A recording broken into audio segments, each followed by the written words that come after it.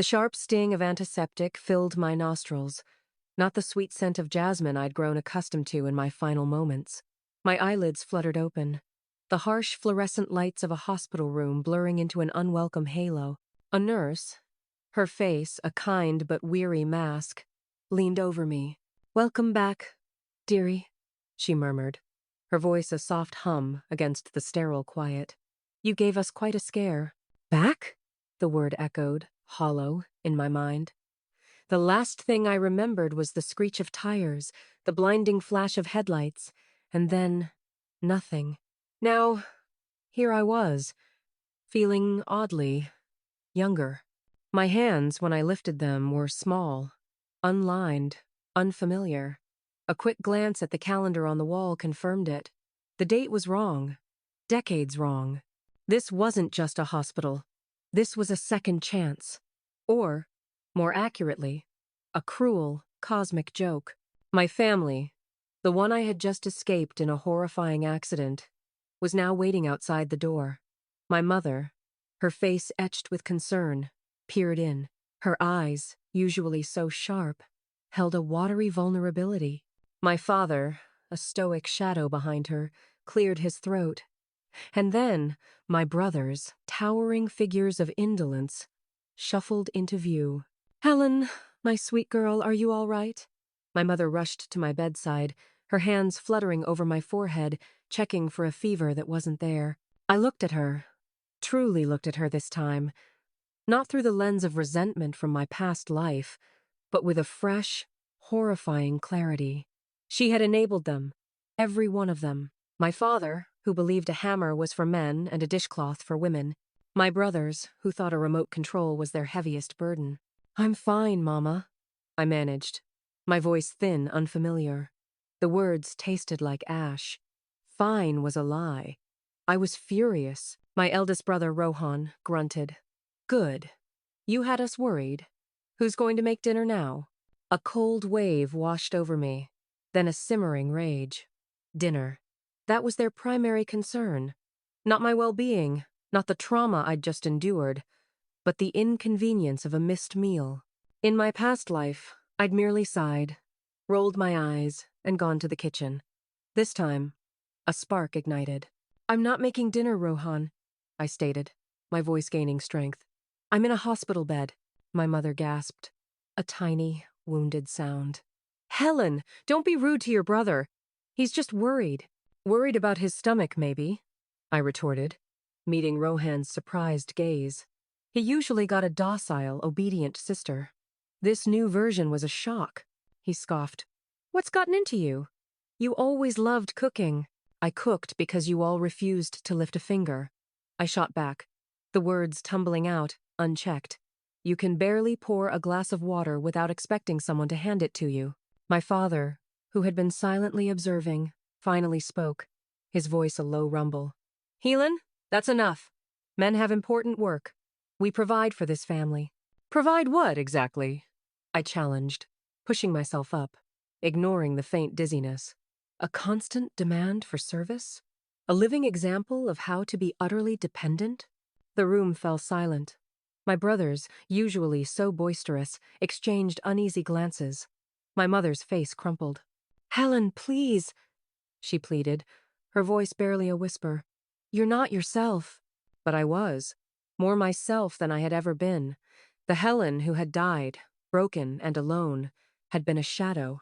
This Helen, reborn, was a blazing inferno.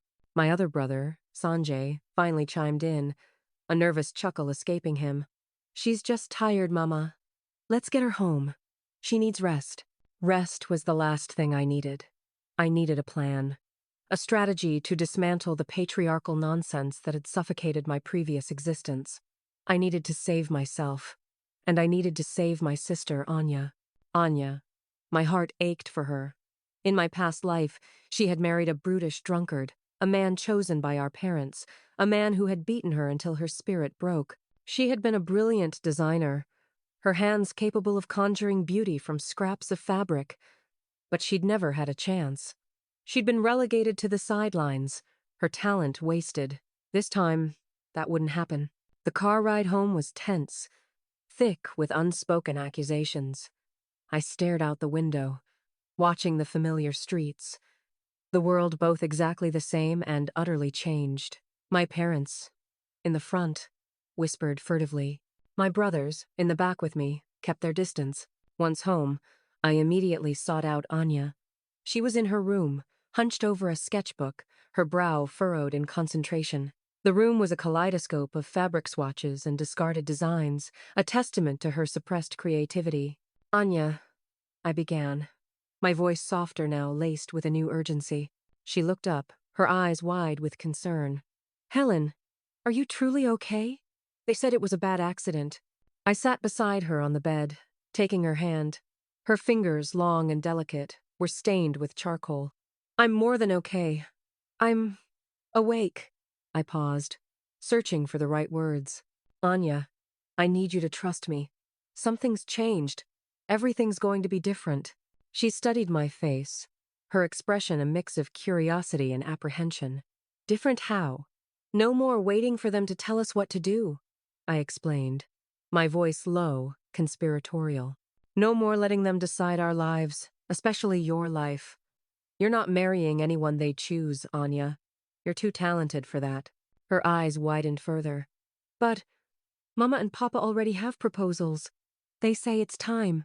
They can say what they like, I countered, squeezing her hand. We're going to build our own lives. You're a genius, Anya. Your designs are incredible. We're going to make them famous. A flicker of hope, fragile but undeniable, lit her eyes. But how? They won't let us. They won't have a choice, I promised, a fierce determination hardening my gaze. After university, we're finding jobs. Together. We'll save every penny, and we'll open our own boutique. Just us. The idea, audacious and terrifying, hung in the air between us. Anya, usually so timid, felt a spark of it too. Our own boutique? She whispered, a smile slowly forming on her lips. Just us? Just us, I affirmed, a fierce grin spreading across my face. No more parasites. University was a blur of textbooks and late-night study sessions, but my focus remained sharp. I devoured courses on business, marketing, and finance, subjects I'd dismissed in my previous life as irrelevant. Every spare moment, I scoured job boards, building connections, refining my resume. I wasn't just looking for a job. I was looking for the job, an entry point into the fashion industry. Anya, meanwhile, blossomed. Encouraged by my unwavering belief in her, she poured her heart into her designs, her sketches evolving from tentative outlines to bold, confident statements. Her room became a vibrant workshop, fabric scraps and threads spilling onto the floor like colorful confetti. Helan, look, she exclaimed one evening, holding up a shimmering silk dress, its cut innovative, its embroidery exquisite. I finished it. My breath caught. It's stunning, Anya. Absolutely stunning. This is going to make us famous. After graduation, the real work began. The job market was a beast, but I was relentless. Day after day, I pounded the pavement, sending out applications, attending interviews, refusing to be deterred by rejections. My parents, seeing my unwavering determination, initially scoffed. Why are you wasting your time, Helan? My mother sighed one morning as I prepared to leave. A good husband will provide for you. You don't need to work like a common laborer. I'm not a common laborer, Mama, I replied, tying my hair back. I'm building a future that involves a husband and children. My father interjected, not even looking up from his newspaper. That's a woman's true purpose. I simply shook my head. My purpose is my own, Papa, not yours to define. Then, one rainy Tuesday, the call came. A small but reputable fashion house called Elegance Threads offered me a junior assistant position in their marketing department. It wasn't glamorous, but it was a foot in the door. I practically sprinted home to tell Anya. They hired me! I burst into her room, breathless. Elegance Threads, and they're looking for a new design assistant. Anya, this is it, your chance. Her face, initially beaming, clouded slightly. But me? I've never worked anywhere. My designs are just for me. No more just for you, I insisted, pulling her up. "Your designs are for the world. You're going to apply. I'll help you prepare your portfolio.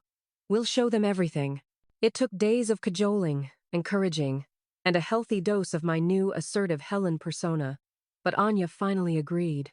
She meticulously assembled her portfolio, her hands trembling with a mixture of fear and excitement.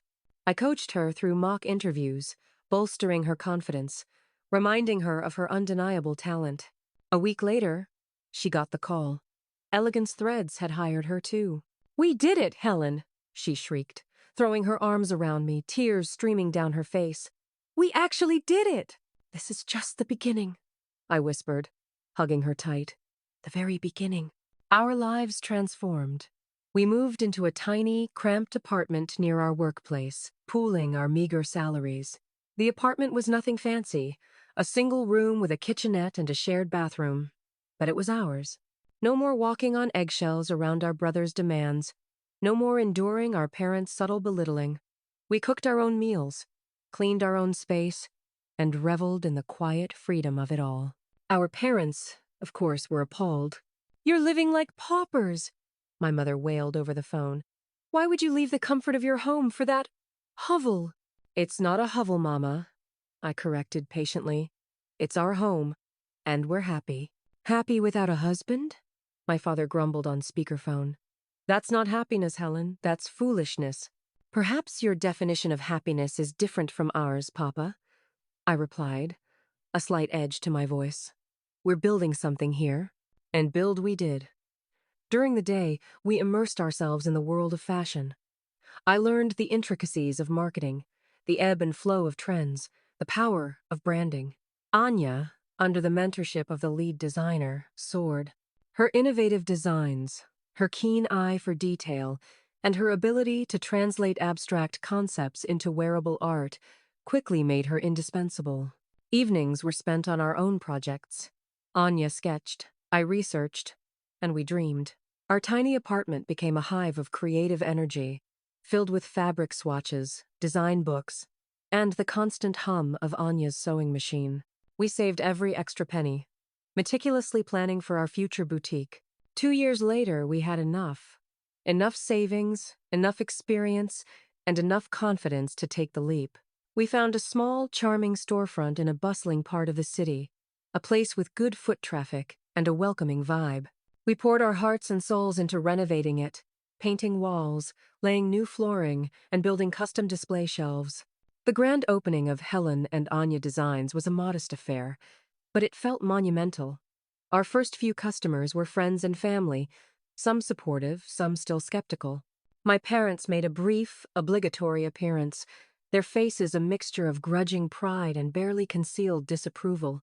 My brothers didn't even bother, but word spread. Anya's designs were unique, fresh, and flattering. My marketing strategies, honed at Elegance Threads, attracted a growing clientele. Our boutique, once a quiet dream, buzzed with activity. We hired a small team, expanded our collections, and soon, Helan and Anya Designs became a name synonymous with sophisticated, contemporary fashion. We were famous. We were independent. We were thriving. Our separation from our parents became complete, not through angry words or dramatic confrontations, but through the quiet, undeniable fact of our success. We visited them occasionally, but the dynamic had shifted. We were no longer the dependent daughters, but successful businesswomen. One crisp autumn afternoon, the bell above the door chimed, announcing a new customer. I looked up from arranging a display of scarves to see a man standing just inside, his presence radiating an aura of understated elegance. He was tall, with intelligent eyes and a calm demeanor. His suit, impeccably tailored, spoke of quality, not ostentation. "Good afternoon," he said, his voice a smooth baritone. "I'm here to pick up a dress for my sister, Eleanor Vance." "Ah, yes, Miss Vance's gown," I replied, a smile touching my lips. "It's just been finished. Anya, could you retrieve Eleanor's dress, please?" Anya emerged from the back, her hands still faintly dusted with glitter from her latest project. She greeted him warmly, then disappeared into the fitting rooms to locate the gown. As she searched, the man, Edward, as I now knew, casually leaned against a display table. My gaze drifted to his sleeve, and I noticed a tiny, almost imperceptible detail. A button on his cuff had come loose, hanging by a single thread. My eyes, trained to notice such things in our line of work, immediately spotted it. On a nearby counter, a small sewing kit lay open, a needle already threaded, left there by Anya after a quick repair. It was a habit of ours, always having one handy. Edward, too, seemed to notice the errant button. His fingers gently prodded it, a faint frown creasing his brow. He glanced around the boutique, his eyes resting on the sewing kit. A moment later, he picked it up, his movements fluid and unhesitating. Anya reappeared, Eleanor's gown draped gracefully over her arm. She saw Edward with the needle and thread, a look of surprise on her face. "Oh, Mr. Vance, is something wrong?" she asked, concern lacing her tone. "Can I help you with that?" Edward looked up, a warm, genuine smile spreading across his face. "No, thank you, Miss Anya. It's just a loose button. I can fix it." He held up the needle and thread. "My mother taught me that these things aren't just for women. Men are good to learn them, too. It helps us in life, and I believe in doing my own things." He then, with surprising dexterity, began to sew the button back onto his cuff, his brow furrowed in concentration. His fingers, long and capable, guided the needle with precision. Anya stared, utterly captivated. Her mouth, slightly agape, formed a silent "Oh." I, too, was impressed. In a world where my father and brothers believed such tasks were beneath them, here was a wealthy man, accustomed to servants, yet perfectly capable and willing to mend his own clothes. It wasn't just the act. It was the quiet confidence, the complete lack of embarrassment. "There," Edward said, snipping the thread with a small pair of scissors from the kit. He flexed his wrist, testing the newly secured button. "Good as new." He handed the kit back to Anya, his smile unwavering. "Thank you for the loan." Anya, still somewhat flustered, managed a small, appreciative nod. "Of course, Mr. Vance, that's very impressive. Just practical," he chuckled. "One never knows when a button might stage a rebellion." As Anya packaged Eleanor's dress, Edward's gaze lingered on her. There was an undeniable admiration in his eyes, a recognition of her talent that went beyond mere courtesy. He saw her, truly saw her, not as a shop assistant, but as the artist she was. "Your sister's work is truly exceptional, Miss Anya," he said, his voice soft. "Eleanor raves about your designs. She says you have a unique vision." A faint blush touched Anya's cheeks. "Thank you, Mr. Vance. That means a lot. Please, call me Edward," he insisted gently. "And I hope to see more of your work. Perhaps over dinner sometime." Anya's eyes widened, a nervous flutter in her chest. "Dinner? Yes," Edward confirmed, his smile broadening. "I'd love to hear more about your creative process, and perhaps share a few practical tips on button maintenance." He gave a playful wink, and Anya, despite herself, giggled. It was a genuine, uninhibited sound, one I hadn't heard from her in a long time. I knew, with a certainty that settled deep in my bones, that this was the beginning of something beautiful for my sister. Edward was everything our father and brothers were not: independent, respectful, and genuinely appreciative of a woman's capabilities. Meanwhile, my own life at university continued. Intertwined with the blossoming success of our boutique, I had made a new friend, Maya, who was just as driven and ambitious as I was. We often discussed our futures, our aspirations, and our frustrations with societal expectations. One afternoon, sitting at our usual campus cafe, sipping lukewarm coffee, I confided in Maya about my unique perspective on men. "You know, Maya," I began, stirring my coffee idly, "I really can't stand men who can't even pick up a glass of water for themselves." Maya, a pragmatic woman with a sharp wit, raised an eyebrow. "Oh? What brought on this particular philosophical revelation, Helan?" "It's not philosophical. It's practical," I explained, leaning forward. "I just don't understand how some men grow up thinking basic life skills are beneath them. Like they're born with a natural exemption from anything that isn't manly work. It's not about women being servants. It's about them being utterly useless and dependent. Parasites, really. Maya snorted, a laugh bubbling up. Parasites? Strong word, but I get it. You mean like Alex Thorne? My eyes widened. Alex Thorne, the university's resident golden boy. Rich, handsome, and utterly infuriatingly pampered. His servants practically breathed for him. He never carried his own bag. His driver opened his car door, and his lunch appeared magically on his table. He was the epitome of everything I found insufferable. Precisely like Alex Thorne, I confirmed, a scowl forming on my face. He's practically a caricature, a walking, breathing example of everything that's wrong with that mindset. Unbeknownst to me, Alex Thorne was sitting at a nearby table, engrossed in his phone, but his ears, as it turned out, were surprisingly keen. He had, for weeks, been subtly observing me, intrigued by my sharp wit and fiercely independent spirit. My blunt assessment of him, delivered with such unvarnished disdain, hit him like a physical blow. He looked up, his usually confident gaze faltering as it met mine. A faint flush crept up his neck. He had overheard every word. The next day, something shifted. I noticed it first in small ways. Alex, usually surrounded by his entourage, was occasionally seen walking alone, his backpack slung over one shoulder. His driver, a familiar fixture, seemed to be less omnipresent. Then, one afternoon, I saw him at the campus library. He was struggling with a stack of heavy textbooks, his usual assistant nowhere in sight. He fumbled, nearly dropping them, but instead of calling for help, he gritted his teeth, readjusted his grip, and managed to carry them himself. It was a small act, almost comical in its awkwardness, but it was a start. A few days later, Maya and I were having lunch in the cafeteria when Alex approached our table, a hesitant look on his face. "Helan, Maya," he greeted, his voice unusually soft.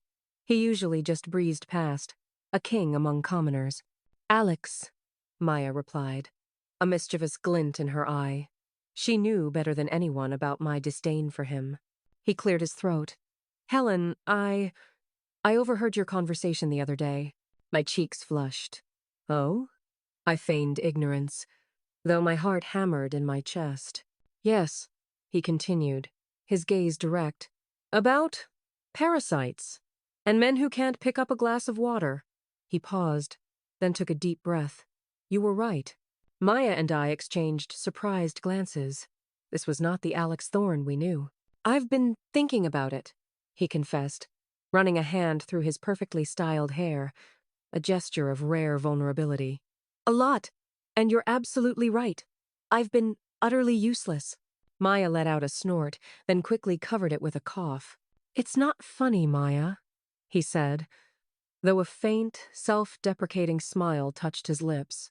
"It's pathetic, and I want to change." He turned his full attention to me, his eyes earnest. "You made me see it, Helan, and I want to thank you, and maybe ask for some guidance?" He blinked. "Guidance?" "Yes," he insisted. "How do you do things? Like basic things, without someone doing them for you?" Maya burst out laughing, unable to contain herself. I, however, found myself intrigued. This was a rich man, genuinely asking for help to become independent. It was a monumental shift. "Well," I began, a small smile playing on my lips, "it starts with picking up your own bag." And so, Alex's transformation began. It was slow, at times awkward, and often hilarious. He started small, carrying his own books, opening doors for himself, and even, to the shock of his usual lunch companions, clearing his own plate and taking it to the kitchen. "Look at him," Maya whispered one day, pointing across the cafeteria. Alex was meticulously wiping down his table, a faint sheen of sweat on his brow. "He's actually doing it!" His parents, initially bewildered, were soon impressed. "Our son! He's making his own bed." His mother marveled to my mother at a university event, a hint of pride in her voice. "And he even learned to do his own laundry," he says. Helan inspired him. My mother, still wrestling with my own independence, could only offer a strained smile. Alex and I spent more and more time together. He would seek me out, not for academic help, but for practical lessons. I taught him how to brew coffee, how to iron a shirt, how to even mend a tear in his jeans. A skill he struggled with more than the button.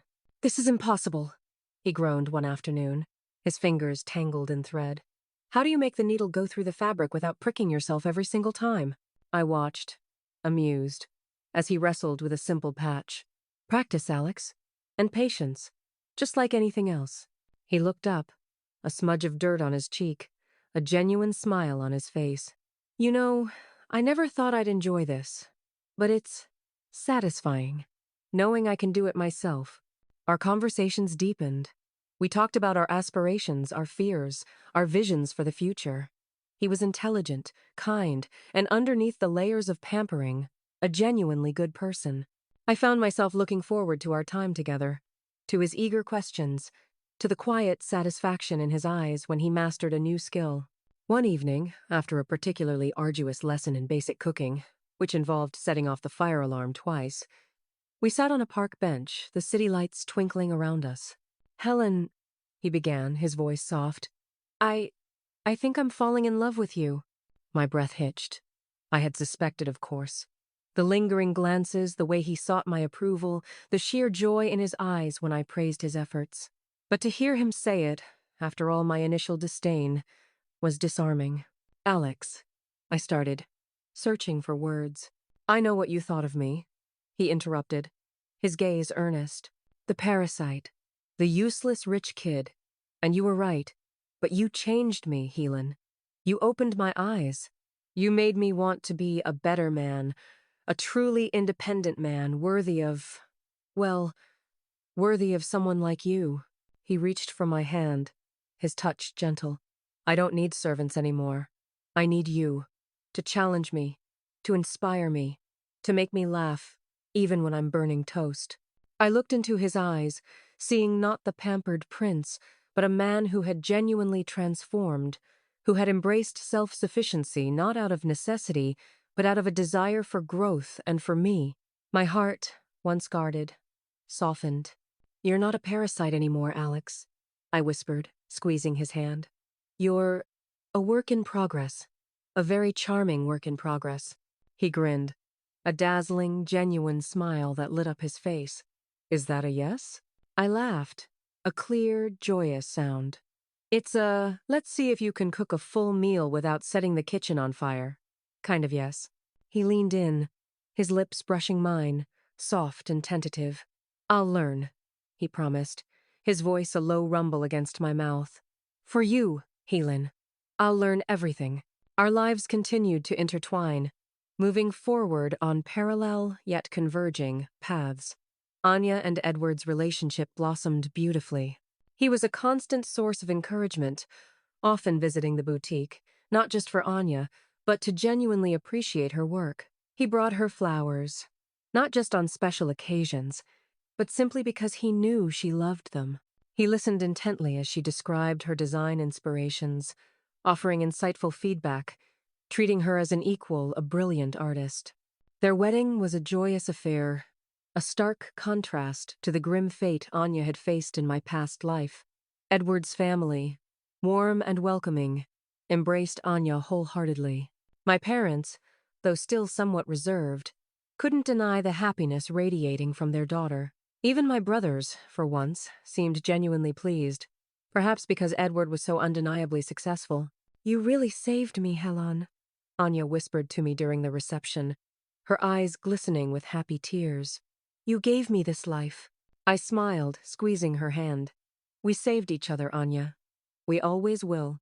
My own journey with Alex was a testament to growth and unexpected love. He continued to surprise me, not just with his newfound practical skills, but with his unwavering support for my ambitions, his quiet strength, and his genuine desire to be a partner in every sense of the word. He still occasionally burned dinner, but he learned to laugh at himself, and always made sure to clean up the mess. One evening, years later, as we sat in our own home, a comfortable space filled with books, art, and the occasional perfectly mended item of clothing, Alex looked at me, a soft smile on his face. "Remember that day at the cafe, Helan?" he asked, stirring his tea. When you called me a parasite? I chuckled, leaning against him. I remember. You were quite offended. I was, he admitted, his eyes twinkling. But it was the best thing that ever happened to me. You taught me that true strength isn't about power or wealth, but about self-reliance, about being a whole person, capable of standing on your own 2 feet, and then choosing to stand with someone else. I looked around our home, at the life we had built, a life free from the constraints of expectation and dependency. My sister, thriving and loved. My own heart, full and content. The world, once a place of frustration and resignation, was now a canvas of endless possibilities. And you, I told him, tracing the line of his jaw, you taught me that sometimes even a parasite can grow wings. He leaned in, his lips finding mine, a kiss that tasted of shared laughter, quiet understanding, and the sweet, hard-won victory of a life truly lived. The journey had been long, fraught with challenges, but the destination was worth every step. I was Helan, reborn, and finally, truly free.